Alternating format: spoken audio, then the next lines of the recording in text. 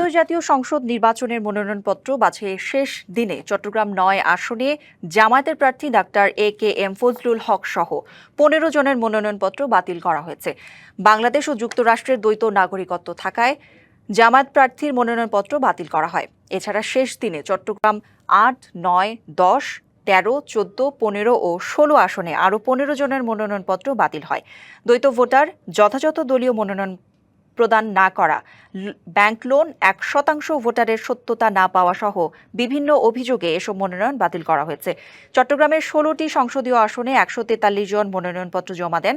তাদের মধ্যে ৩৮ জনের মনোনয়ন বাতিল ও ২ জনের মনোনয়ন স্থগিত ঘোষণা করা হয়। তবে বাতিল হওয়া প্রার্থীরা তফসিল অনুযায়ী আপিল করতে পারবেন।